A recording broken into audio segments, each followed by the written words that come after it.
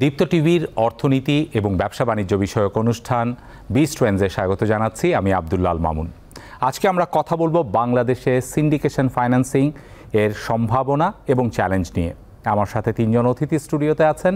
শুরুতে চলুন তাদের সাথে আপনাদের পরিচয় করিয়ে দিই। স্টুডিওতে আজকে আমন্ত্রিত অতিথি হিসেবে আমাদের সাথে আছেন ইউসিবি ইনভেস্টমেন্ট লিমিটেডের ব্যবস্থাপনা পরিচালক জনাব তানজিন আলমগীর, আছেন আমাদের সাথে ব্র্যাক ব্যাংক লিমিটেডের হেড অফ স্ট্রাকচার্ড ফাইন্যান্স জনাব তানভীর কামাল, এবং আরও আছেন আমাদের সাথে ঢাকা ব্যাংক লিমিটেডের head of syndicate and structured finance জনাব মোহাম্মদ মনিরুল আলম। আপনাদের তিনজনকেই স্বাগত জানাচ্ছি আমাদের এই আজকের আয়োজনে। আমি শুরুতে জনাব তানজিম আলমগীর, আপনার কাছ থেকে এই ধারণাটি বুঝতে চাই যে ওই যে সিন্ডিকেশনের কথা বলছি আমরা, বাংলাদেশে সিন্ডিকেশন এই শব্দগুলো খুব ইতিবাচক শব্দ হিসেবে ব্যবহৃত হয় না জনমনে, জনশ্রুতিতে। তো সেই জায়গায় আসলে সিন্ডিকেশন ফাইন্যান্সিং বিষয়টা কি, এবং বাংলাদেশের প্রেক্ষিতে আমরা আলোচনাটাকে এগোবো, কিন্তু বিষয়টা কি এবং এটা কিভাবে কাজ করে, কারা এর সাথে সম্পৃক্ত, আমাদের দর্শকদের যদি একটু সহজ করে বুঝিয়ে দেন। বিসমিল্লাহির রহমানির রহিম। ধন্যবাদ আপনাকে। Thank you for inviting me. আসলে আমি খুব সিম্পলিফাই ওয়েতে বোঝানোর চেষ্টা যদি করি, যে আমরা জানি বড়োয়ার আর ল্যান্ডারের কনসেপ্ট আমরা জানি। আসলে একটা বড়োয়ার যদি ফান্ড রেইজ করতে চায়, খুব বড় কোনো যদি প্রজেক্ট হয়, তাহলে গ্রুপ অফ লেন্ডার্স মিলে যদি আসলে ফান্ডটাকে রেইজ করে দেয়, তাহলে বেসিক্যালি এটাকে আমরা সিন্ডিকেশন লোন বলি। সো এটার আসলে অনেকগুলো কারণ থাকে। কারণ খুব বড় কোনো প্রজেক্ট হলে নর্মালি বলে থাকি আমরা যে বাংলাদেশ ব্যাংকের একটা সিঙ্গেল বড়োয়ার এক্সপোজার আছে। তো নর্মালি প্রত্যেকটা ব্যাংকেরও নিজেদের একটা অ্যাপেটাইট থাকে। আসলে বাংলাদেশ ব্যাংক যেই সিঙ্গেল বড়োয়ার এক্সপোজার লিমিট দিচ্ছে, সেটাই যে সবাইকে ফলো করতে হবে। সেই লিমিটটা কত? সেটা হচ্ছে 25% অফ টোটাল ক্যাপিটাল, তার মধ্যে ফান্ডেড নন ফান্ডেড মিলে আছে আর কি। সো আসলে একটা ব্যাংকের নিজের একটা নিজস্ব অ্যাপেটাইটও আছে। বাংলাদেশ ব্যাংক তো বলছে যে অনেস্টলি যে এর বাইরে তোমরা যেও না, বাট আমি যে আসলে ওই পর্যন্তই যাব, সেটা তো আমার নিজের অ্যাপেটাইটের ব্যাপার আছে। সো এই রিস্কটাকে ডাইভার্সিফাইড করার জন্য বেসিক্যালি আসলে কতগুলো ল্যান্ডার একসাথে হয়ে আসলে এই ফান্ডটাকে আমরা রেইজ করছি। তাতে কি হচ্ছে, আমরা যদি দেখি যে ওই প্রজেক্টটা খুব স্ট্রেনদেন একটা প্রজেক্ট হচ্ছে। আমরা যদি বড় একটা ইনফ্রাস্ট্রাকচার প্রজেক্টের কথা চিন্তা করি, সেই ক্ষেত্রে আমরা দেখতে পাবো যে এখানে মাল্টিপল ব্যাংকস কিন্তু ওই ক্রেডিট অ্যানালাইসিস করছে। সুতরাং একটা ব্যাংক করলে আসলে যদি কোনো ত্রুটি থেকে থাকতো, অনেকগুলো ব্যাংক মিলে কিন্তু এই প্রজেক্ট অ্যানালাইসিস করার কারণে রিস্কটাকে আমরা ডাইভার্সিফাই করতে পারছি। তো এই কারণগুলো আছে। এছাড়াও আছে যে একটা ব্যাংকের পক্ষে দেখা যায় যে এত বড় ফান্ড একা দেওয়া সম্ভব না, খুব বড় যদি প্রজেক্ট হয়ে থাকে। ইভেন আমি যদি বড়োয়ারের পয়েন্টে চিন্তা করি, অনেকগুলো ভালো ব্যাংক যদি একটা প্রজেক্টে আসে, সেই ক্ষেত্রে কিন্তু ওই প্রজেক্টের জন্য এটা অনেক বেনিফিশিয়ারি আমার কাছে মনে হয়। সো এখানে তো আমরা খুব ওভারঅল কনসেপ্টে আমরা যেটা দেখছি যে স্পন্সর আছে। স্পন্সর ছাড়া আমরা দেখছি যে অনেকগুলো ব্যাংকের কথা বলছি, মাল্টিপল ল্যান্ডার্স যারা অনেকগুলো ব্যাংক আছে। এছাড়াও বেশ কিছু পার্টিজ আছে। আসলে আমি এজেন্সি বলতে পারি যারা এটার পরবর্তীতে 5-7 বছরের লোনটাকে লুক আফটার করতে পারে। এখানে লিগ্যাল কাউন্সিল থাকে, ডেফিনেটলি রেগুলেটরের একটা পার্ট আছে। ক্ষেত্র বিশেষে আসলে প্রজেক্টের জন্য প্রজেক্টের ভ্যালিডিটি অনুযায়ী আসলে আমরা কোনো কনসালটেন্ট রাখতে পারি। তো এরকম আরও অনেকগুলো পার্ট আছে আর কি প্রজেক্টের। এটা আসলে ডিপেন্ড করে প্রজেক্ট টু প্রজেক্ট আর কি। সো আমি প্রথমে আসলে যদি ওভারঅল বলতে চাই যে এটাই হচ্ছে খুব সিম্পলিফাই ওয়েতে বলা, মানে একটা বড়, আমরা যদি সহজ করে বুঝে থাকি, আপনি যা বোঝালেন সেটি হচ্ছে একটি বড় ধরনের প্রকল্পে যদি কোনো রকমের লোন বা কোনো রকমের ঋণের প্রয়োজন হয়, সেখানে অনেকগুলো ফিনান্সিয়াল ইনস্টিটিউট তারা যদি একসাথে আসে, আসলে এই যে সিন্ডিকেশনের কথাটা বলছি, আসলে সিন্ডিকেশন হচ্ছে বড়োয়ারদের সিন্ডিকেশন, তাই না? তারা একসাথে আসছে। জি, কিছু যোগ করতে চাচ্ছেন? জি, তানজিম রাইটলি বলেছেন। এর সাথে যেটা যোগ করা যায় সেটা হলো বড়োয়ারদের সিন্ডিকেশন না, বেসিক্যালি এটা হলো লেন্ডারদের সিন্ডিকেশন। আমরা সেটা বলছি। সো প্র্যাকটিক্যালি বড়োয়ার একজন, লেন্ডার হবে মাল্টিপল, এবং এইটাকে গভর্ন করার জন্য কিছু টার্মস অ্যান্ড কন্ডিশনস, নিয়ম কানুন, সিকিউরিটি। ওকে, আমরা একটু জনাব তানজিম আলমগীরের কাছে আর একটু বাংলাদেশের এটার আসলে, আমরা তো সম্ভাবনার কথা বলছি, কিন্তু আসলে বাস্তবে কোথায় দাঁড়িয়ে আছে বাংলাদেশ? আসলে বাস্তবের কথা চিন্তা করতে হলে একটি ইকোনমিক সিচুয়েশনের কথা চিন্তা করতে হবে। আমরা যদি কারেন্টলি ব্যাংকগুলোর ক্ষেত্রে দেখি, এখন কিন্তু আমরা যদি ডিসেম্বরের ফিগারের দিকে দেখি, 20% কিন্তু নন পারফর্মিং হয়ে গেছে ওভারঅল ইন্ডাস্ট্রিতে, যেটা আসলে লাস্ট কোয়ার্টারে ছিল 17%। আমরা যদি জিডিপির দিকে চিন্তা করি তাহলে ওয়ার্ল্ড ব্যাংক বা IMF বলছে অ্যারাউন্ড 3.8 to 4% জিডিপির কথা বলছে, যেটা কিন্তু আমরা হয়তো আর একটু পিছিয়ে আসছি। বাংলাদেশ ব্যাংক বলছে 4 to 5% জিডিপি থাকবে এই ফিনান্সিয়াল ইয়ারে, নেক্সট ইয়ারে যে 6% যাবে। সো গ্র্যাজুয়ালি আমরা কিন্তু এখন কনসলিডেশনের মধ্যে আছি। আমরা আগের যা হয়েছে সেটা যদি আমি 5ই আগস্টের পরের কথা বলি, কনসলিডেশনের মধ্যে আছি। সো ব্যাংকগুলো আসলে অনেক হয়তো অনিয়মের মধ্যে গেছে, আমরা জানি, এটা আসলে নতুন করে বলার কিছু নাই। তো ওই সাফারিংসের কারণে আমরা বাই বুক দেখতে পাচ্ছি 20% নন পারফর্মিং লোন। আমি যদি ওভারঅল আসলে চিন্তা করি, প্র্যাকটিক্যাল সিনারিও হয়তো আর একটু কম বেশি হতে পারে এই জায়গায়। সো লিকুইডিটি একটা ক্রাঞ্চ আছে। আমরা দেখতে পাচ্ছি যে অলমোস্ট 2 ডজন ব্যাংক কিন্তু লিকুইডিটি প্রবলেমের মধ্যে পড়ে আছে। আর রিসেন্টলি যদি আজকে একটা খবর ফলো করি যে অ্যারাউন্ড 20টা ব্যাংকের কিন্তু ক্যাপিটাল শর্টফল। সো এই সার্কামস্ট্যান্সেসে দাঁড়িয়ে আসলে ব্যাংকের ক্যাপিটাল হয়তো অনেক বড়, আমার হয়তো সক্ষমতা অনেক বেশি, কিন্তু রিস্ক অ্যাপেটাইট কিন্তু অনেক কমে গিয়েছে। সো একটা মিনিমাম সাইজের 500-600 কোটি টাকার প্রজেক্টও যদি করতে চাই, এটা ইনফ্রাস্ট্রাকচার না হয়ে যদি কোনো একটা নর্মাল প্রজেক্টও হয়, তাহলে সেই ক্ষেত্রেও কিন্তু আসলে দেখা যায় যে এই কয়েকটা মাল্টিপল ব্যাংক এখানে একসাথে আসলে রিস্কটাকে ডাইভার্সিফাই করতে চাচ্ছে। সো এই জায়গায় আমার কাছে মনে হয় এখন আমরা যেই সময়টা ব্যাংকিং ইন্ডাস্ট্রি যেই সময়ের মধ্যে দিয়ে যাচ্ছে, এই সময় আসলে এটা অনেক বেশি আমার কাছে মনে হচ্ছে যে প্রয়োজন আর কি, যদি বড় কোনো প্রজেক্ট হয়।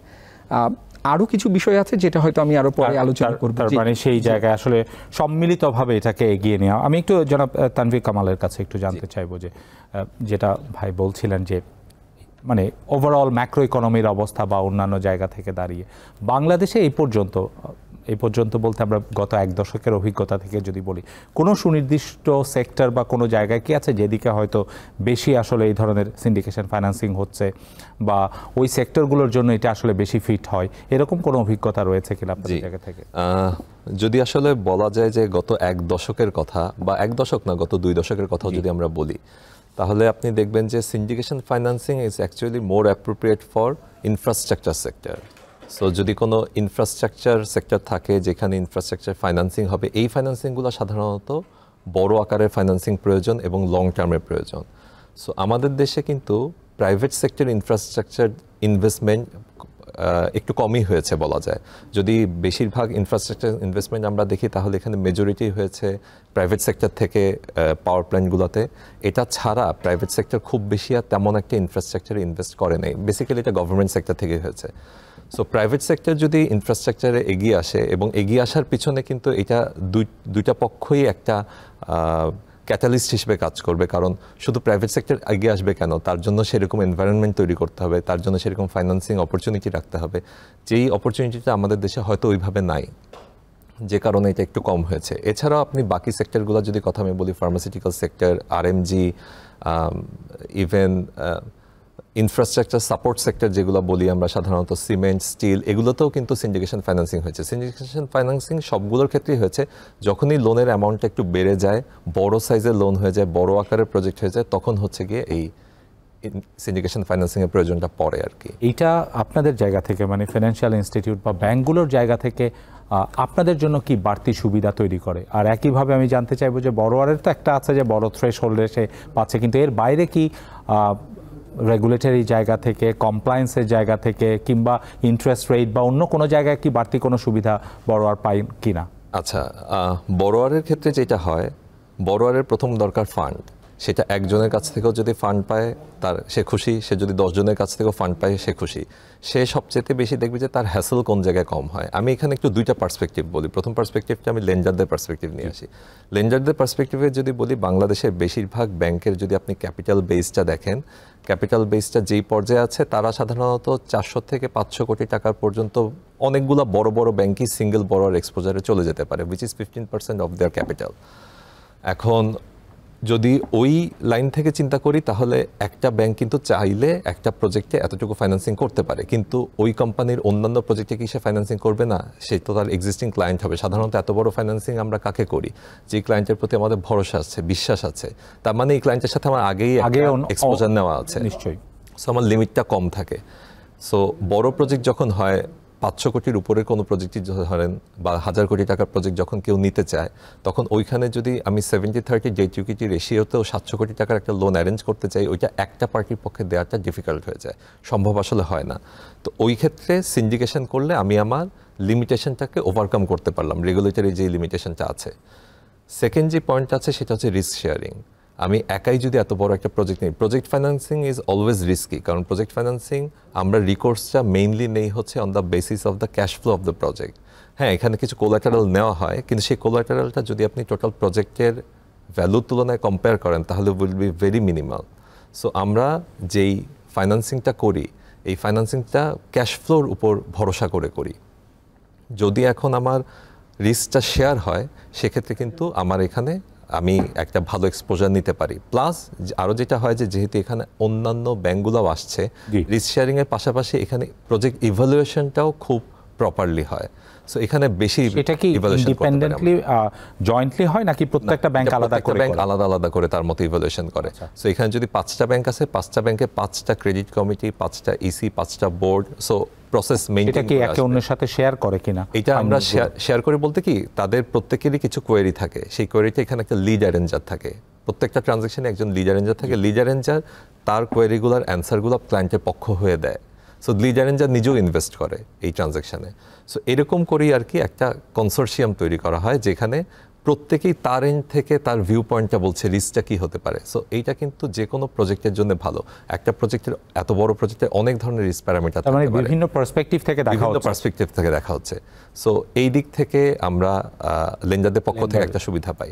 এখানে কিছু অসুবিধাও আছে, অসুবিধা নিয়ে আমরা পরের অংশে কথা বলবো। ঠিক আছে, তো বড়োয়ারের দিক থেকে সুবিধা কি? জি, বড়োয়ারের দিক থেকে সবচেয়ে বড় যেটা সুবিধা হচ্ছে যে এই ধরনের প্রজেক্টগুলো যদি আপনি সিন্ডিকেশন ফাইন্যান্সিংয়ে যেতে হয়, আমাদের এখানে দুই ধরনের টার্ম আসলে চলে, একটা সিন্ডিকেশন ফাইন্যান্সিং, একটা club financing. So club financing in general borrower নিজেই ম্যানেজ করে, সে নিজেই 4টা ব্যাংকের কাছে যায়, 5টা ব্যাংকের কাছে যায়, 5টা ব্যাংক থেকে কিছু কিছু ফান্ডিং নিয়ে ক্লোজ করে। এটা তার জন্য একটা হ্যাসেল তৈরি করে। যখন সে সিন্ডিকেশন ফাইন্যান্সিংয়ের মধ্যে গেল, সে তখন একটা কন্ট্যাক্ট পয়েন্টের সাথে যোগাযোগ করে, যে হচ্ছে অ্যারেঞ্জার তার হয়ে বাকি ব্যাংকগুলোর সাথে যোগাযোগ করে। এবং যেহেতু অ্যারেঞ্জার নিজে ব্যাংক, সে বুঝে যে একটা ব্যাংকের ক্রেডিট প্রসেস কী হয়, কোয়েরিগুলো কী ধরনের আসতে পারে, কীভাবে রিস্কগুলোকে মিটিগেট করলে একটা ব্যাংকের ক্রেডিটকে স্যাটিসফাই করা সম্ভব হয়। সো তার জন্য ইজিয়ার হয়। সো বড়োয়ার এইখান থেকে সিন্ডিকেশন একটা সুবিধা। জনাব মনিরুল আলমের কাছে একটু আসতে চাইবো, মানে প্রসপেক্টের কথা, সম্ভাবনার কথা বলছি। আমাদের বিগত দিনের, অতি সাম্প্রতিক বিগত দিনের আমাদের অভিজ্ঞতার কথা যদি বলি, আমরা বিভিন্ন গ্রুপ অফ কোম্পানিজের অভিজ্ঞতা জানি, যারা বিভিন্ন ব্যাংকে খালি করে দিয়েছে, করেছে। তো সেই জায়গায় আসলে চেক পয়েন্টটা কী করে, যেটি বলছিল যে একটা শেয়ার্ড রেসপন্সিবিলিটি থাকে, রিস্ক মিনিমাইজ করে, কিন্তু দিন শেষে সবাই, মানে লেন্ডাররা যে সবাই পুরো সিন্ডিকেশনে যারা এসছে সবাই লুজার হচ্ছে বা লুজার করানো হচ্ছে। এটা কি কোনো লুপহোলসটা কি আসলে আমাদের পলিসিগত বা অপারেশনাল কোন জায়গাটাতে? Thank you. অ্যাকচুয়ালি আপনি যেটা বলতেছিলেন, প্রেজেন্ট মার্কেট পার্সপেক্টিভে অনেকগুলো আমাদের ব্যাংকিংয়ে স্ক্যাম তো আমরা প্রেজেন্টলি দেখি। তানভীর কামাল যেটা বলছিলেন যে একটা প্রজেক্ট যখন ইভালুয়েট করা হয়, তখন তো এটা মাল্টিপল লেন্ডাররা এটা ইভালুয়েট করে, ইন্ডিপেন্ডেন্টলি ইভালুয়েট করে। সো যেহেতু ইন্ডিপেন্ডেন্টলি এটা ইভালুয়েশন হয়, সো আলটিমেটলি প্রত্যেকটা প্রজেক্টের কোনো একটা লুফল যদি থেকে থাকে, কোনো একটা লেন্ডারের চেক পয়েন্টে হয়তো এটা ধরা পড়েনি, এটা কালেকটিভলি কিন্তু ওই চেক পয়েন্টগুলো ধরা পড়ে যায়। এবং ধরা পড়ার কারণেই এইটার সাকসেস রেট, মানে প্রজেক্টের সাকসেস রেটটা মাস হায়ার। এবং এইটার কারণেই দেখা যায় যে রিগোরাস মনিটরিং হয় during the entire period of the loan. মনিটরিংয়ের কারণে এখানে ক্লাসিফিকেশন পার্সেন্টেজটাও অনেক কম থাকে। এবং এটাই আসলে সিন্ডিকেশনের একটা বিউটি, অথবা ব্যাংকিংয়ের জন্য একটা বিউটি, যে সিন্ডিকেশন ফাইন্যান্সিংয়ের মাধ্যমে যেহেতু মনিটরিংটা প্রপার হয় এবং ইভালুয়েশনটা খুব পারফেক্টলি করা সম্ভব হয়, এই জন্যে এটার ক্লাসিফিকেশন পার্সেন্টেজটা অনেক কম, যেটা ব্যাংকিং ইন্ডাস্ট্রির জন্য right at this moment very need. আপনি বলছেন ভেরি পজিটিভ। এই ক্ষেত্রে কি, যেহেতু সিন্ডিকেশনের প্রশ্নটা আসছে, এখানে চয়েস অফ পার্টনার থাকে কিনা? ধরুন আপনি যখন করছেন যে এই ব্যাংকগুলো আমার সাথে আসলে বোধহয় আমি একটু রিস্ক ফ্রি ফিল করব, এই ধরনের কোনো বিষয় ঘটে কিনা? Back in the market choice of partners তো থাকে, কিন্তু ইন জেনারেল আসলে চয়েস অফ পার্টনার্স নাই। আমরা যারা লিড অ্যারেঞ্জার হিসেবে কাজ করি, তারা সাধারণত মার্কেটে একটু সার্চ করি কার রিস্ক অ্যাপিটাইট আছে, কোন সেগমেন্টে, কোন সেক্টরে ওনাদের অ্যাপিটাইট আছে, সেই জায়গাগুলোতে আমরা একটু দেখার চেষ্টা করি। এবং যখন এইটাকে ম্যাচ মেকিংয়ের মতো আর কি, যে যখন এটা মিলে যায়, তখন আলটিমেটলি ওই প্রজেক্টে ফাইন্যান্সিংটা হয় আর কি। তার মানে এখানে আসলে সবার ঐক্যমতের একটা প্রয়োজন রয়েছে। আপনার আলোচনায় কিছুটা এনেছেন, এবং শেষে আমরা জনাব মনিরুল আলমের কাছ থেকেও শুনেছি যে আমাদের সাম্প্রতিক অতীতে আমরা নানা ধরনের স্ক্যামের বিষয় শুনেছি এবং আস্থার জায়গাটা আমরা যদি বলি সাধারণ যারা ব্যাংকিং সেক্টরের সাথে বা ফিনান্সিয়াল ইনস্টিটিউটগুলোর সাথে যাচ্ছেন কোথায় আস্থার সংকটটা কিন্তু রয়ে গেছে। এর পাশাপাশি প্রমাণিত বা তদন্তাধীন যে নানা রকমের বিষয়গুলো রয়েছে, এই জায়গায় আসলে সিন্ডিকেশন ফাইন্যান্সিং এসে নতুন করে আমাদের কি কোনো আশার আলো দেখাতে পারে কিনা, বিশেষত এই ধরনের ঘটনাগুলোর যেন পুনরাবৃত্তি না হয়। আপনি যে সুন্দর কোয়েশ্চেনটা করলেন, টু বি ভেরি অনেস্ট, যে স্ক্যামগুলো হয়েছে যদি আমরা লক্ষ্য করি বেশিরভাগ ক্ষেত্রে ইন্ডিভিজুয়াল ব্যাংকে। সো এই জন্য আপনার সিন্ডিকেশনের প্রয়োজনীয়তাটা কিন্তু আমরা আরও প্রকটভাবে এখানে দেখতে পাচ্ছি। যদি ওই ইন্ডিভিজুয়াল ব্যাংক একটা লোন না দিয়ে মাল্টিপল ব্যাংক মিলে একটা লোন দিতে চেত, তাহলে কিন্তু দেখা যাবে যে সেই স্ক্যামগুলো করার পরিমাণ বা নন পারফর্মিং হওয়ার লোনের পরিমাণ কিন্তু কমে যাবে। কারণ আমরা যখন একটা ক্রেডিট কমিটি, যেটা বারবার আমার সাথে যারা আছেন, আমার কালিগরা আছেন, তারা বলছে যে আমরা যদি বারবার ওই একটা ব্যাংকের ক্রেডিট বা ইসি বা বোর্ড পার করতে চাই তাহলে হয়তো এটা আমাদের জন্য ইজি হতে পারে। কিন্তু যখন মাল্টিপল ব্যাংক মিলে একটা প্রজেক্টের জন্য যাচ্ছে, মাল্টিপল কোয়েশ্চেন থাকছে, অনেক সময় দেখা যায় আপনি যেটা বললেন যে কিভাবে সাপ্লিমেন্ট করে, আমরা তো আসলে সবসময় দেখা যায় একটা ভিজিটে যাচ্ছি বা নিজেদের মধ্যে মিটিং করছি, তখন দেখা যায় যে একটা ব্যাংক কিন্তু একটা সার্টেন কনসার্ন রেইজ করলো যেটা বাকি 4টা ব্যাংকের মাথায় তখন আসে নাই। তো তখন কিন্তু ওই জিনিসটা আবার বাকিরা বললো যে আসলে এটাও তো চিন্তা করার জায়গা আছে। সেভাবে যদি 5 জনের 5টা ইউনিক কোয়েশ্চেন আছে যেটা অন্যদের মাথায় আসে নাই, তাহলে কিন্তু আলটিমেটলি আমরা একজনকে 4টা করে অন্যদের কাছ থেকে পাচ্ছি, অ্যাবসলিউটলি সাপ্লিমেন্ট করছি। এবং সেই এমন না যে প্রজেক্টটা হবে না, ওই রিস্কটা কীভাবে মিটিগেট করা যায় আর কিভাবে ওইটাকে অ্যাডজাস্ট করা যায়। ইটস নট অ্যাবাউট যে একটা কনসার্ন হলো আর প্রজেক্টটা হবে না, কনসার্নটাকে কীভাবে অ্যাড্রেস করে, স্পন্সর কীভাবে কনসার্নটাকে অ্যাড্রেস করছে, এটার উপর ডিপেন্ড করে কিন্তু আমরা ওই লুপহোলগুলো বন্ধ করতে পারি। তো আমরা যে স্ক্যাম বা যে কথাগুলো বলছি এগুলো কিন্তু মোস্টলি আপনি যদি দেখেন ইন্ডিভিজুয়াল উইন্ডোগুলোতে হয়, যেটা আসলে সিন্ডিকেশন করলে কিন্তু এটার পরিমাণ কমে যাবে। এবং যারা আসলে ওটা করতে চায় তারা কিন্তু সিঙ্গেল ব্যাংকগুলোই টার্গেট করে, তখন মাল্টিপল ফিনান্সিং এর দিকে কিন্তু খুব একটা ইন্টারেস্টেড হয়। যেহেতু মাল্টিপল ফিনান্সিং হচ্ছে এখানে সিন্ডিকেশনের বিষয়, এখানে কি আসলে ব্যুরোক্রেটিক ইয়েটা কি, প্রসেসটা কি অনেক বেশি? যদিও আপনারা বলেছেন যে লিড এজেন্সি থাকছে, একজন যে লিড অ্যারেঞ্জার থাকছেন, তো তারাই করছেন, কিন্তু বড়োয়ারের পার্সপেক্টিভ থেকে তাকে কি আসলে ওই বাকি যে পার্টনাররা রয়েছেন তাদের সাথেও কি কিছু করতে হয়?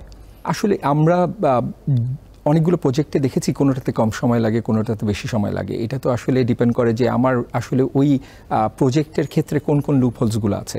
এখন যদি স্পন্সর আমাকে সবগুলো কমফোর্ট খুব তাড়াতাড়ি দিয়ে দিতে পারে, আসলে এভাবে বলার কোনো সুযোগ নাই যে এটা 6 মাস লাগবে বা 1 বছর লাগবে। ডিপেন্ড করবে হচ্ছে যে আমাদের যে ইন্ডিভিজুয়াল ব্যাঙ্কগুলোর অ্যাপেটাইট আছে সেগুলো কি ফুলফিল হচ্ছে কিনা। সো আমরা প্রাইভেট সেক্টরের ব্যাঙ্কগুলো যারা আছে, এখানে যারা বসে আছে লিড ব্যাঙ্কগুলো যারা আছে, তারা কিন্তু খুব স্বল্প সময়ের মধ্যে এই কাজটা করতে পারলে আমরা আমাদের ফিসটা ঘরে তুলতে পারবো। সো আমাদের আসলে যত তাড়াতাড়ি এটা করা সম্ভব। বাট আমাদের মাথায় রাখতে হবে যে ইন ফিউচারে 7 বছর 8 বছর যদি লোনটা রিপেমেন্ট না হয় তাহলে কিন্তু আমাদের কাজ শেষ হয়নি, আমাদের কাজটা কিন্তু ফান্ড রেইজ করাতেই শেষ হয়ে যাচ্ছে না। সো আমরা ওই অ্যাপেটাইটগুলো বোঝার চেষ্টা করি, রিস্কগুলো আইডেন্টিফাই করার চেষ্টা করি, এবং আমরা যখন সলিউশনগুলো দিই যে আপনি এই রিস্কটা এইভাবে মিটিগেট করেন, উনি যত তাড়াতাড়ি স্পন্সর করতে পারছে তত তাড়াতাড়ি আসলে প্রজেক্টটা শেষ হচ্ছে। ডেফিনেটলি একজনকে ডিল করাতে 6-7 জনকে ডিল করা তো ডেফিনেটলি বড়োয়ারের জন্য খুব একটা কমফোর্ট জোন হওয়ার কথা না স্বাভাবিকভাবে, বা উনি স্বাভাবিকভাবে চাইবেন একজনকে ম্যানেজ করে যাতে টাকাটা নিয়ে নেওয়া যায়। বাট ব্যাংকের পয়েন্ট অফ ভিউ থেকে আমার কাছে মনে হয় বড়োয়ার এবং ব্যাংকের পয়েন্ট অফ ভিউ থেকে উইন উইন সিনারিওটা এই জায়গায়, হয়তো আপনি অ্যাজ এ স্পন্সর অনেক কিছু মিস করে যাচ্ছেন প্রজেক্টের, যেটা আমরা কিন্তু আপনাকে বলছি যে এটা না করলে কিন্তু প্রজেক্টের জন্য এটা ক্ষতিকর হতে পারে। তো সবসময় কিন্তু এটা ভাবার কোনো কারণ নাই যে একটা স্পন্সরই সব জানেন, আমরা যে জিনিসগুলো আইডেন্টিফাই করে দিচ্ছি ওগুলো ওনাকে হেল্প করবে না ওনার ফিউচার প্রজেক্টটাকে সাকসেসফুল করার জন্য। তার মানে আপনি বলছেন যে একটা কালেকটিভ একটা উইন উইন জায়গা। আপনি আলোচনায় প্রাইভেট সেক্টরের কথাটা বলেছেন, এরকম কি হয় যে সিন্ডিকেশনের ক্ষেত্রে আসলে প্রাইভেট অ্যান্ড পাবলিক দু ধরনের ব্যাংকই একই সিন্ডিকেশনে আসছে, এরকম অভিজ্ঞতা কি বাংলাদেশে হয়? অ্যাবসলিউটলি আছে, যে আছে। আপনি যেটা বলছেন যে হ্যাঁ টাইমটা হয়তো একটু স্লো লাগতে পারে, কারণ ওনাদের এক ধরনের প্রসেস ফলো করতে হয়, আমাদের এক ধরনের প্রসেস ফলো করতে হয়। এখন গভর্নমেন্ট ব্যাংক হইলে যে খুব বেশি সময় লাগবে, প্রাইভেট হলে কম সময় লাগবে, এই মোটা দাগে এই কথা বলাটা আসলে উচিত না। ব্যাপারটা ডিপেন্ড করে হচ্ছে ম্যানেজমেন্ট তাদের কি প্রোগ্রেসিভ কিনা, কিভাবে তারা জিনিসটাকে ডিল করতে চাচ্ছে, কতটা তারা ইন্টারেস্টেড এই প্রজেক্টে। সো সব কিছুর উপর ডিপেন্ড করে। এরকম দেখা গেছে যে অনেক সেই সুযোগটা এবং সেই প্র্যাকটিসটা রয়েছে, অবশ্যই এটা বলছেন যে পাবলিক প্রাইভেট সিন্ডিকেশনের। আমি একটু জনাব তানভীর কামালের কাছে একটু আসতে চাইবো, যে আপনি আগের অংশে চ্যালেঞ্জ নিয়ে কথা বলতে চেয়েছিলেন, সেই জায়গাটা একটু শুনতে চাই যে প্রধান চ্যালেঞ্জগুলো কি রয়েছে? যেভাবে আপনারা বলছেন তাহলে তো ধরুন বিভিন্ন সাইজের প্রজেক্টগুলো এরকম সিন্ডিকেশন ফাইন্যান্সিংয়ের মাধ্যমে বিশেষত প্রাইভেট সেক্টরে অনেক থাকার কথা ছিল, অনেক ভাইব্রেন্ট থাকার কথা ছিল, কিন্তু বাস্তবে সেরকম তো দেখতে পাই না।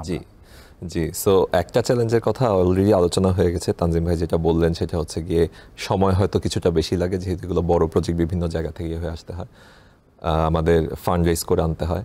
প্লাস যেই মেইন চ্যালেঞ্জটা, যে কারণে আপনি মার্কেটে আসলে সিন্ডিকেশন ফাইন্যান্সিংয়ের অত বেশি প্রজেক্ট দেখেন না, এটার পিছনে আসলে দুইটা রিজন রয়েছে। একটা রিজন হচ্ছে অ্যাক্সেস টু ফান্ড, মানে আমরা ব্যাংকরা সাধারণত ফান্ড কালেক্ট করি কীভাবে? আমরা শর্ট টার্ম ডিপোজিট নেই। 75% of our deposit is basically short term, actually even more than that. So আমাদের লং টার্ম ডিপোজিট খুব কম থাকে। তো শর্ট টার্ম ডিপোজিট নিয়ে আমরা লং টার্মে একটা প্রজেক্টে ইনভেস্ট করি। যখনই আপনি একটা প্রজেক্ট ফাইন্যান্সিং করতে যাবেন, it requires a longer টেনার। So যদি ইনফ্রাস্ট্রাকচার প্রজেক্ট হয় 10 বছরের উপরে টেনার, যদি ইনফ্রাস্ট্রাকচার না হয় তাও 7-8 বছরের একটা টেনারের প্রয়োজন হয়। এখন এই টেনারে সাধারণত এই ফান্ড ম্যাচ করা ব্যাঙ্কগুলোর পক্ষে পসিবল হয় না। সো ব্যাঙ্কগুলো তারপরও তাদের বুকস মেনটেন করে কিছুটা ফান্ড দেয়। সো এই অ্যাক্সেস টু ফান্ডটাকে যদি আমরা চেঞ্জ করতে পারি, যদি এখানে আমরা একটা ফান্ড তৈরি করতে পারি যেই ফান্ডটার পারপাসই হবে হচ্ছে লং টার্ম ইনভেস্ট করা, এবং যেই ফান্ডটা অবভিয়াসলি মার্কেট রেটের থেকে একটু ডিসকাউন্টেড রেটেও হবে, তাহলে কিন্তু বিভিন্ন ধরনের প্রজেক্ট এই ফান্ডগুলোর জন্য ছুটে আসবে। তখন আর কারো যে মার্কেটিং করতে হবে না যে আপনারা সিন্ডিকেশন করেন, তখন কোনো ক্লায়েন্ট যদি মানে এখন যে নিড বেস বা প্রজেক্ট বেস করছে, আপনি বলছেন না প্রি অ্যারেঞ্জমেন্টই থাকবে এরকম একটা সেপারেট ফান্ডের। সো এরকম ধরেন বিভিন্ন দেশে, আপনার যদি বলি মালয়েশিয়ার কথা, আমি যদি ইন্ডিয়ার কথা বলি, তো বিভিন্ন জায়গায় আমরা যদি আমাদের নেইবারিং ইকোনমিগুলো দেখি, ওখানে কিন্তু এরকম ইনফ্রাস্ট্রাকচার ফান্ড, বিভিন্ন ধরনের বন্ড, এরকম ধরনের কিন্তু ইস্যু হয়ে সেই বন্ডের মাধ্যমে ওই স্পেসিফিক প্রজেক্টটাকে ফান্ডিং করা হয়। সো ওইটা করলে হয় কি, ডিরেক্ট আপনার ফান্ডটা আপনার কনজিউমার থেকে, মানে ইনভেস্টার থেকে, যারা হচ্ছে ডিপোজিটার, তাদের থেকে ডিরেক্ট ফান্ডটা আপনার বড়োয়ার পাচ্ছে। সো এখানে সে একটা প্রেফারেন্সিয়াল রেটে পাচ্ছে, ইনভেস্টাররা একটা লং টার্মে ইনভেস্ট করার মতো একটা উইন্ডো পাচ্ছে। সো তাদের বিভিন্ন ধরনের অল্টারনেট ইনভেস্টমেন্ট অপরচুনিটি তৈরি হয়, যেটা এই মুহূর্তে বাংলাদেশের মার্কেটে নাইও। সো যদি ওরকম অ্যাক্সেস টু ফান্ড আমরা তৈরি করতে পারি, যদি এরকম বিভিন্ন অপশন আমরা তৈরি করতে পারি, সেক্ষেত্রে দেখা যাবে সিন্ডিকেশন ফাইন্যান্সিং আসলে বাংলাদেশে অনেক হচ্ছে। আরেকটা সেকেন্ড যেটা বলতে চাচ্ছিলাম সেটা হচ্ছে যে বড় আকারের প্রজেক্ট কিন্তু আমরা খুব, যদি আমি দেখি গত 2-3 বছরে হয়নি। প্রজেক্টগুলো এখন বেশিরভাগ ব্যবসায়ীরাই যদি বলি ওয়েট অ্যান্ড সি অ্যাপ্রোচে আছে। আমরা কোভিড দেখলাম, রাশিয়া ইউক্রেন ওয়ার দেখলাম, এরপরে ডলারের ক্রাইসিস দেখলাম, এরপর পলিটিক্যাল চেঞ্জ দেখলাম, এখন আমরা একটা রিফরমেশনের মধ্যে দিয়ে যাচ্ছি। আমরা কিন্তু কোনো স্পেসিফিক জায়গায় এসে পৌঁছাইনি। সো যে কোনো ব্যবসায়ী যদি 1000-2000 কোটি টাকা ইনভেস্ট করে একটা ইন্ডাস্ট্রি তৈরি করতে চান, উনি এই সময় একটু ওয়েট অ্যান্ড সি কিন্তু করবেন। সো ইন দ্য ফিউচার কী হবে? ইন দ্য ফিউচার একসময় কিন্তু এই জিনিসটা একটা স্টেবিলিটিতে আসবে।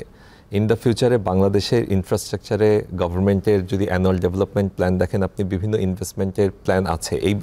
এই মুহূর্তে হয়তো একটু কম হয়েছে, বাট সামনে আছে।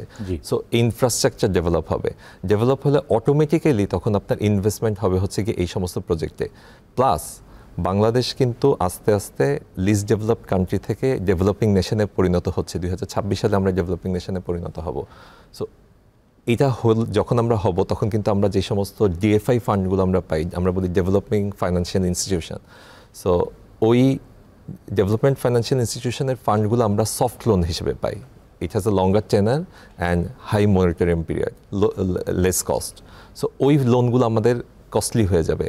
সো ওই লোনগুলো আরও স্ট্রিনজেন্ট হয়ে যাবে। তখন কিন্তু এই প্রাইভেট সেক্টর থেকে ফান্ড তুলেই বাংলাদেশকে আগাতে হবে। তো তখন এটা একটা হোল ইকোসিস্টেম, এই ইকোসিস্টেমটা পুরোটাই রান করবে হচ্ছে একটার সাথে আরেকটা। সো এই মুহূর্তে আপনি যাই দেখেন না কেন, সামনে উইদিন দ্য নেক্সট 5 years এই ইন্ডাস্ট্রিটা ব্যাপক আকারে গ্রো করবে। তার মানে এটা হোমগ্রোন একটা সলিউশন বা সমাধানের দিকে যেতে হবে। আমি জনাব মনিরুল আলমের কাছে সেই সিনারিওটা একটু দেখতে চাই, শুনতে চাই আপনার কাছ থেকে, যেটা হলো 2026 পরবর্তী এলডিসি গ্র্যাজুয়েশনের পরে যদি হয়, এবং যেটা বলছিলেন যে আমাদের জন্য আসলে, এবং পাশাপাশি একটু জানতেও চাই যে এখনকার প্র্যাকটিসে আসলে ইন্টারন্যাশনাল প্লেয়ার বা আমরা যদি বলি বিদেশি ফিনান্সিয়াল ইনস্টিটিউট, তারা কি এই সিন্ডিকেশনের অংশ হতে পারে কিনা বা হয় কিনা? Thank you.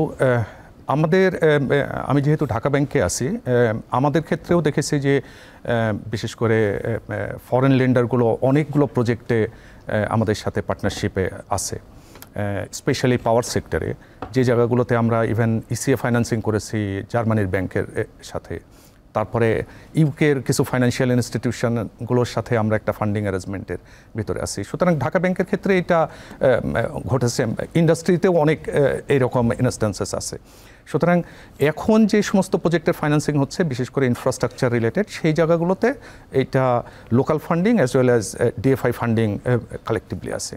কিন্তু যদি আমরা আসলে 26-এর পরের কথা চিন্তা করি, যে জায়গাগুলোতে যখন ফরেন লেন্ডিংটা আরেকটু বেশি কস্টলি হবে, আমরা ইভেন চিন্তা করতে পারি এখন যে সমস্ত আনইউটিলাইজড ফান্ড আছে আমাদের ইকোনমিতে, লাইক ধরেন পেনশন ফান্ডগুলো আছে, ইন্স্যুরেন্স ফান্ডগুলো আছে, এই ফান্ডগুলো যদি একটু, এই ফান্ডের নেচারটাই হলো একটু লং টার্ম ইনভেস্টমেন্ট অ্যাট্রাক্ট করে। তো সুতরাং আমরা যদি ওই ফান্ডিংগুলোকে ব্যাংকিং চ্যানেলের ভিতরে নিয়ে আসতে পারি, তাহলে কিন্তু আমাদের এই স্কোপটা অনেক বেশি তৈরি হয় ইনফ্রাস্ট্রাকচার ফাইন্যান্সিংয়ের ক্ষেত্রে। ইভেন আমি যে কোনো এই ম্যানুফ্যাকচারিং যে সমস্ত কনসার্নগুলো আছে, আরএমজি সেক্টর আছে, হেলথ কেয়ার আছে, এডুকেশনাল ইনস্টিটিউশনসগুলো আছে, সেই জায়গাগুলোতে কিন্তু আমরা ওই ফান্ডটাকে পুল করে আমরা ফান্ডিং করতেই পারি। তার মানে যেটা জনাব তানভীর বলছিলেন, সেই জায়গায় যে অ্যাক্সেস টু ফান্ডই একটা বড় রকমের চ্যালেঞ্জ হিসেবে রয়ে গেছে, সামনের দিনেও সেটি থাকবে।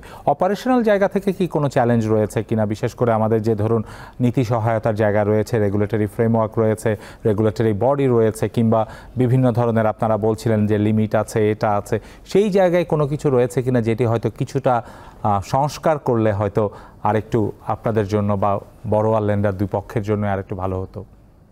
একটা জিনিস আমাদের, মানে আমরা যেহেতু চ্যানেলের ভিতরেই আছি, আমরা দেখি যে রেগুলেটররা যখন আমাদেরকে অডিট করেন, তখন কিন্তু ওনারা অনেকবারই বলেছেন যে এটা যদি সিন্ডিকেশন ফাইন্যান্সিং হতো তাহলে কিন্তু ক্লাসিফিকেশনের পার্সেন্টেজটা কমতো, ব্যাংকিং ইন্ডাস্ট্রিতে আরও ভাইব্রেন্ট হতো এবং প্রজেক্টগুলো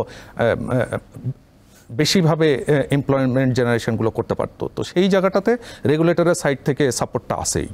এখন আমরা এইটা আরও একটু বেশি পেট্রোনাইজেশন চাই, যদি ওনারা এইটাকে আরও বেশি প্রমোট করেন ইন এভরি স্পেস, তাহলে কিন্তু এই জায়গাটাতে সিন্ডিকেশনটা আরও বেশি ফ্লারিশ করা সম্ভব।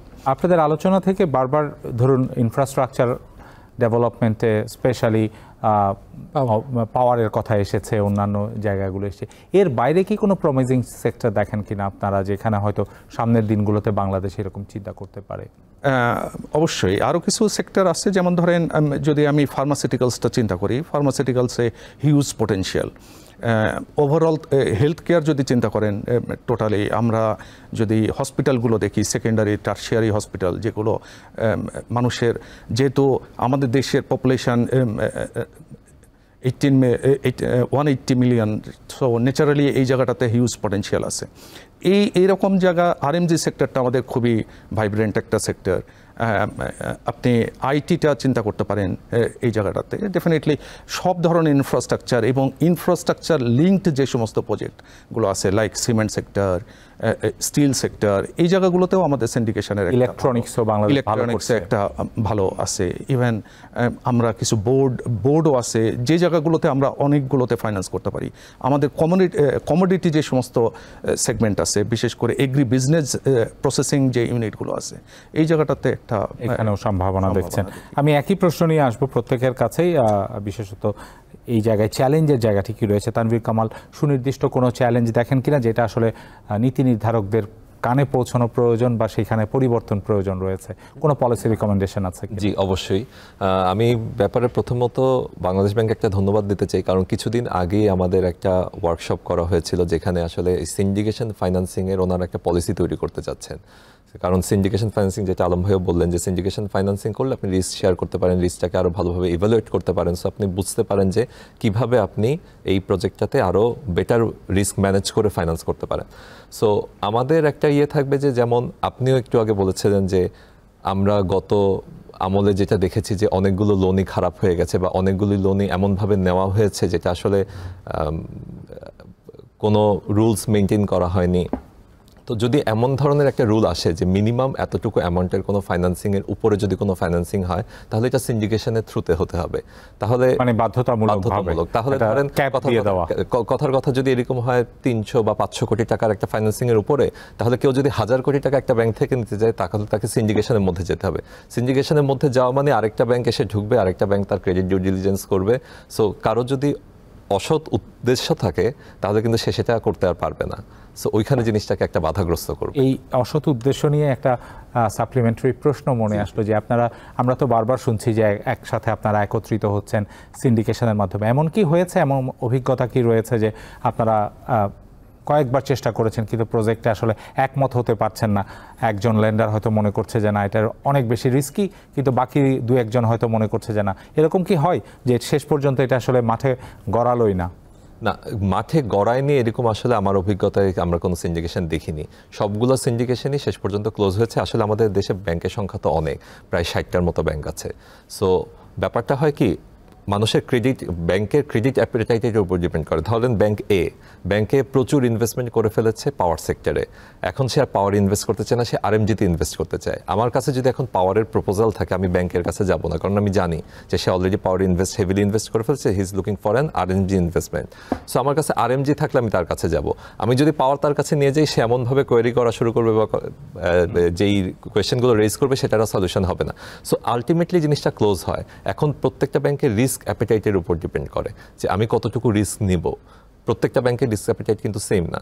সো কোনো ব্যাংক যদি আমাদের সাথে অ্যাগ্রি না করে, তখন আমরা অল্টারনেটিভ অপশন দেখি আর কি ব্যাংক হতে পারে।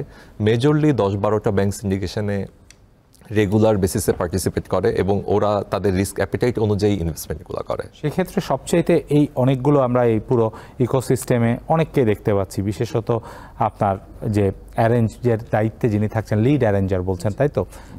তিনি কি মূল দায়িত্বটা পালন করেন নাকি অন্য কোনো এজেন্সি বা অন্য কোনো এন্টিটি রয়েছে? না, তিনি মূল দায়িত্বটা পালন করেন। তারই কাজ হচ্ছে এজেন্টও ঠিক করা। এখানে একটা অ্যাকাউন্ট ব্যাংক থাকে, যেই অ্যাকাউন্ট ব্যাংকে একটা মজার কথা বলে দিই, প্রজেক্ট ফাইন্যান্সিং বা সিন্ডিকেশন ফাইন্যান্সিং কেন এত ভালো হয়, কারণ সিন্ডিকেশন ফাইন্যান্সিং আমরা একটা ক্যাশ ওয়াটারফল মেনটেন করি। ক্যাশ ওয়াটারফল মানে আপনার প্রজেক্টের যে ক্যাশ ফ্লোটা আসবে, এটা একটা ওয়াটারফলের মধ্যে দিয়ে যাবে। ওয়াটারফলে প্রায়োরিটি সেট করা থাকে। প্রথমে ধরেন অপারেটিং এক্সপেন্ডিচার দিল, এরপর ডেট রিপেমেন্টের আগে সে ডেটের জন্য কিছু রিজার্ভ রাখে। সো এরকম করে করে সবার শেষে হয়তো ইকুইটি হোল্ডাররা যদি কিছু রিটার্ন থাকে, সেই রিটার্নটা পায়। সো এরকম কিছু মেকানিজম তৈরি করে রাখা যায়, যে মেকানিজমগুলো আমরা স্ট্রিক্টলি মনিটরও করতে পারি সবাই মিলে। তো এইভাবে হচ্ছে গিয়ে জিনিসটাকে আমরা আরও বেশি সিকিউর করতে পারি জিনিসটাকে, যেন প্রজেক্টটা সাকসেসফুল করা সম্ভব হয়। তো আপনি যেটা বলছিলেন যে আপনার প্রশ্নটা জানি কি ছিল? না, এটাই যেটা আমরা বলছিলাম যে কি করে এটাকে আরও স্ট্রেনদেন করা যায়। আমি একটু জনাব তানজিম আলমগীর আপনার কাছে একটু আসতে চাই। যেটা বললাম যে কোনো পলিসি রিকমেন্ডেশন আছে কিনা, সেটি যেমন একটি। আরেকটি বিষয় হচ্ছে একেবারে বাস্তব অভিজ্ঞতার জায়গা থেকে বড়োয়াররা বা যারা নতুন প্রজেক্ট করতে চাইছে তারা কি আকৃষ্ট হচ্ছে কিনা? তাহলে আসলে কিছু ডাটার দিকে যদি আমরা চলে যাই, তাহলে আমরা দেখব যে আমাদের যে বেসিক্যালি ক্যাপিটাল মেশিনারিজ আনার জন্য, প্রজেক্ট করতে হলে তো মেশিনারিজ আনতে হবে, তাহলে এলসি কিন্তু ড্রপ হয়েছে 30%। এটা 3 ইয়ার্স ধরে কিন্তু নিচের দিকে যাচ্ছে। সো আমি ইন্ডিকেটরটা কিন্তু এখান থেকে বুঝতে পারছি যে আমাদের সামনে কি আসলে প্রজেক্ট গ্রোথ হচ্ছে কি হচ্ছে না। আমরা যদি প্রাইভেট সেক্টর ক্রেডিট গ্রোথ ধরি, তাহলে 8%, লোয়েস্ট ইন 21 ইয়ার্স। যেটা বাংলাদেশ ব্যাংক মনিটরি পলিসিতে ভেবেছিল 10% হবে, সেটা হচ্ছে না। তার বেশ কিছু কারণ কিন্তু আমি আগে নন পারফর্মিং লোন আদার জিনিসগুলো নিয়ে কথা বলে ফেলেছি। So ultimately banks are suffering. তো সামনের দিকে আসলে এই পুরা ব্যাংকিং সিস্টেমটাকেই একটা বুস্টিং দরকার। যেই এটা আমি ইন্ডিভিজুয়াল লোন বলি বা সিন্ডিকেশন লোন, আমার কলিগরা যারা বলছিলেন যে যেটাই করতে চাই, মানে এটাকে আলাদা করে দেখার সুযোগ নেই, পুরো সিস্টেমটা যদি আসলে আপনি যদি ওভারঅল জিনিসটা চিন্তা করেন, যেখানে 2000 ব্যাংক আছে যারা লিকুইডিটিতে সাফার করছে, তাহলে তো আর আসলে আপনি স্ক্যাটার্ড করে এটাকে চিন্তা করতে পারেন না। এখন সে সিন্ডিকেশন করুক, ইন্ডিভিজুয়ালি টাকা দিক, তাকে তো আসলে ফান্ডের এক্সেস থাকতে হবে। আপনি যদি এইটার পরে দেখি, তার মানে জব ক্রিয়েশন কিন্তু হচ্ছে না, নতুন প্রজেক্ট আসছে না। আপনি ডলার রেটের কথা চিন্তা করতে পারেন। আপনার ইনফ্লেশন কিন্তু মাত্র নামা শুরু করলো, এটা 2 ডিজিট ছিল, এখন 1 ডিজিটে আসছে। আপনি যদি দেখেন যে interest rates are very high. আমি আসলে এই যদি 15% দিয়ে প্রজেক্ট করি, তাহলে আমি কিভাবে প্রজেক্টের মানে ফিজিবল করব কি করে? ওয়ার্ল্ডের কোন জায়গায় 15% ইন্টারেস্ট দিয়ে প্রজেক্ট ফিজিবল করা যায়? সো এই জায়গাগুলোতে তার মাঝখানে একটা ইন্ডিকেটর দিয়ে দিলাম, কিন্তু inflation is going down. So আমি জিডিপির গ্রোথের কথা বলেছি যে আমরা কিন্তু এই বছরটা একটু স্লো যেতে চাই, কারণ অবভিয়াসলি আমরা হয়তো একটা টার্মোয়েলের পরে আসলাম। সো সামনের দিকে আসলে এই সেক্টরটাকে বুস্ট করতে হবে যদি ইকোনমিকে স্ট্রং করতে হয়। এখানে তো আর কোনো আদার কোনো সেক্টর কিন্তু এতটা গুরুত্বপূর্ণ না। তো নতুন যারা এসছেন তারা কিন্তু ওইভাবে কাজ করছেন, একটু সময় দিতে হবে। তো আমার কাছে শুধু সিন্ডিকেশন ইন্ডিভিজুয়ালি বলার চেয়ে সমষ্টিগতভাবে বলাটাই বেশি প্রয়োজনীয়তা মনে হয়েছে আর কি। আচ্ছা, তো সেই জায়গায় কোনো স্পেসিফিক পলিসি রিকমেন্ডেশন আছে কিনা? ওভারঅল তো আপনি বললেনই, এবং সেগুলো ইনফ্লেশনের কথা বলছেন, সেটি লাগাম টেনে ধরা যদি আরেকটু বেটার হয় অন্যান্য জায়গায়, কিন্তু এইটা অপারেট করতে গিয়ে স্পেশালি সিন্ডিকেশন ফাইন্যান্সিং অপারেশনের ক্ষেত্রে জায়গায় কোনো জায়গায় কি কোনো হিকাপস বা কোনো জায়গায় কোনো বটলনেক আছে কিনা, যেটি হয়তো পলিসি রিকমেন্ডেশনের কারণে, যেটা কিছুটা বলছিলেন যে সেপারেট একটা পলিসির কথা আপনি বলছিলেন যে বাংলাদেশ ব্যাংক আসলে আপনি যদি বলেন তানভীর রাইটলি সেইড, কিন্তু বড়োয়ারদের তো আসলে ওদের চয়েসের উপর ডিপেন্ড করে। যেমন আপনি যেই কথাগুলো এর আগে আমরা স্ক্যাম বা আদার ইস্যুস নিয়ে কথা বলছিলাম, ওই ইন্ডিভিজুয়াল ব্যাংক যদি চাইতো তাহলে বলতে পারতো যে তুমি এটা সিন্ডিকেশন করে আসো, কিন্তু সেই হয়তো ওনাকে পুরো টাকাটা দিয়ে দিতে চাচ্ছে। সো আমরা আসলে যেই গাইডলাইনের কথা বললেন যে একটা সার্টেন থ্রেশহোল্ডের উপর, হ্যাঁ এটা বলাটা আসলে কিছু গাইডলাইন তো আমরা করেছি, আসলে সব কিছু কি গাইডলাইনের দিকে আসলে আপনি ঠেলে দিতে পারবেন? কিছুটা তো আসলে একটা ইন্ডিভিজুয়াল দেশের কথা চিন্তা করে বা ওভারঅল সিচুয়েশনের কথা চিন্তা করে, বিজনেসের কথা চিন্তা করে আমার মনে হয় নিজেকেও একটু চিন্তা করতে হবে। সব কিছু যদি বাংলাদেশ ব্যাংক বা ব্যাংকের গাইডলাইনের মধ্যে থাকে, বড়োয়ারের যদি ইন্টেনশন থাকে যে একটা প্রজেক্ট করব, সেটা সাকসেসফুল করব, তাহলে তার জন্য আসলে রাইট পাথ বেছে নিতে হবে, যেটা সে জানে যে কোনটা করতে হবে। সো ওই চয়েসটা কিন্তু এমন না যে আমরাই তাকে পুশ করব, ওকেও কিন্তু চিন্তা করতে হবে, জায়গা থেকে আসতে হবে। এবং যেটি বলছিলেন যে তানভীর কামাল যেটা বলছিলেন যে সবাই এখন অধিকাংশ ওয়েট অ্যান্ড সিতে ওই মোডে আছে, এবং একটা পলিটিক্যাল স্টেবিলিটি বা অন্যান্য জায়গার দিকে আমি একটু আসতে চাই। যে এই যে ধরুন নতুন ধরনের ফাইন্যান্সিংয়ের জায়গায় আসছে, একটু কালেকটিভলি এগিয়ে আসছে, আমাদের যারা আপনাদের মতো এই প্রফেশনে রয়েছে বা যারা আসতে চায় তরুণরা, তাদের কি সেই স্কিল সেট, এখনকার যে স্কিল সেট, তার সাথে কি নতুন কোনো ধরনের স্কিল বা কোনো দক্ষতার প্রয়োজন রয়েছে কিনা সামনের দিনের এটিকে আরও এগিয়ে নিয়ে যাওয়ার জন্য? শুনতে চাই জনাব মনিরুল আলমের কাছ থেকে। জি, আপনি ঠিকই বলেছেন। আমরা তো এটা লোন নিয়েই কাজ করি। সো ন্যাচারালি প্রত্যেকটা ব্যাংক যেভাবে লোন দেয় এটা একই প্রসেসটা ফলো করে, এর সাথে অ্যাডিশনাল কিছু রিকোয়ারমেন্ট আছে। এটা যেহেতু একটা প্রজেক্ট ফাইন্যান্সিং, ডেফিনেটলি এখানে স্পেসিফিক কিছু ট্রেনিং নিডস আছে। লাইক ধরেন যদি আমি ফাইন্যান্সিয়াল মডেলটা চিন্তা করি, আমি যদি প্রজেক্ট ভায়াবিলিটিটা টেস্টিং যেভাবে করি, সেন্সিটিভিটিটা যেভাবে করি, ক্যাশ ফ্লো অ্যানালাইসিসটা রাইটলি করা হচ্ছে কিনা, এই যে জায়গাগুলো, যেহেতু এটা project financing is based on the cash flow of the project, এই জায়গাগুলোতে যদি আমরা খুব মেটিকুলাসলি জিনিসটাকে স্কিল সেটটা করে ফেলতে পারি, তাহলে এইটার সফলতার ইয়েটা বেশি হবে এবং ক্যারিয়ারের জায়গায় এই জায়গায় অ্যাট্রাক্টেড হবে। কিছু যোগ করবেন কিনা তানভীর কামাল? এটা আসলে স্কিলের জায়গায় হচ্ছে প্রথম কথা হচ্ছে যে মার্কেট নলেজটা থাকতে হবে, প্লাস এখানে আসলে মার্কেট অ্যাওয়ারনেসটা থাকতে হবে, which is very important syndication ফাইন্যান্সিংয়ের ক্ষেত্রে, যে পুরো ইকোনমিতে কী হচ্ছে, ইকোনমি কীভাবে গ্রো করছে, এবং ফাইন্যান্সিয়াল নলেজটা আসলে সবচেয়ে বেশি ইম্পর্টেন্ট এখানে। সো যারা ফাইন্যান্স গ্র্যাজুয়েট আছে বা ফাইন্যান্স অ্যান্ড অ্যাকাউন্টিংয়ে যারা পড়াশোনা করেছে, তাদের জন্য এই সেক্টরে কাজ করাটা would be comparatively easier. So basically আমাদের এখানে আমরা একটা জিনিস বলি যে আমাদের একটা যেটা ক্যাশ ফ্লো অ্যানালিসিস, সেটা আমরা একটা ফাইন্যান্সিয়াল মডেলের মাধ্যমে তৈরি করি। সো এইগুলোর জন্য আবার কিছু সার্টিফিকেশন কোর্স আছে। এই সার্টিফিকেশন কোর্সগুলো করার দেশের মধ্যেই আছে, দেশের মধ্যে না, আসলে এগুলো অনলাইন সার্টিফিকেশন কোর্স। সো দেশের মধ্যে থেকেই করা সম্ভব হয়, এবং দেশের মধ্যেও আছে, দেশের মধ্যেও কিছু প্রতিষ্ঠান আছে যারা এই সার্টিফিকেশন কোর্সগুলো করায়। সো এগুলো করার মাধ্যমে তাদের স্কিলগুলো ডেভেলপ করলে এই সেগমেন্টে তারা আরও অনেক বেশি কন্ট্রিবিউট করতে পারে। দু একটি কোর্সের শিরোনাম কি আপনি বলতে পারেন আমাদের? একটা যেমন ধরেন আছে হচ্ছে FMVA বলা হয়, financial modelling and valuation analyst. আর তারপরে বাংলাদেশের ভিতরে কিছু প্রতিষ্ঠান আছে যারা এই ধরনের কিছু, ঠিক কোর্স না, ওরা এক ধরনের ওয়ার্কশপ ধরনের করে, যেখানে এই মডেলিংয়ের জিনিসগুলো শেখানো হয়। প্লাস প্রজেক্ট ফাইন্যান্সিং বিষয়েও বিভিন্ন ধরনের ওয়ার্কশপ কিন্তু রাউন্ড দ্য ইয়ার হতেই থাকে। মানে এগুলোর সাথে যদি একটু যুক্ত থাকে অনলাইন অ্যান্ড অফলাইনে, তাহলে আসলে মার্কেটের সত্যিকার চিত্রটা পাবে বা বাস্তব অভিজ্ঞতা লাভ করবে। অনেক ধন্যবাদ আপনাদের তিনজনকে আমাদের সাথে চমৎকার করে কঠিন নতুন একটা বিষয় নিয়ে চমৎকারভাবে উপস্থাপন করার জন্য। দর্শক, আমরাও চাই বাংলাদেশ এগিয়ে যাক, নতুন নতুন প্রকল্প, নতুন সম্ভাবনার দিকে, সম্ভাব্য সকল সেক্টরে তার এগিয়ে যাওয়ার পথে যেন এই সিন্ডিকেশন ফাইন্যান্সিংয়ের বিষয়টাকে মাথায় রাখে, এবং বাংলাদেশ ব্যাংক সহ রেগুলেটরি যে অথরিটি রয়েছে তারা যেন সামনের দিনগুলোতে নীতি নির্ধারণী জায়গা থেকে একেবারে পৃথক এবং ব্যবসা বান্ধব, জনবান্ধব একটি নীতি প্রণয়ন করে, এই প্রত্যাশাটা রেখেই শেষ করছি আজকের বিজ ট্রেন্ডস। যারা ছিলেন আমাদের সাথে সবাইকে ধন্যবাদ। Thank you.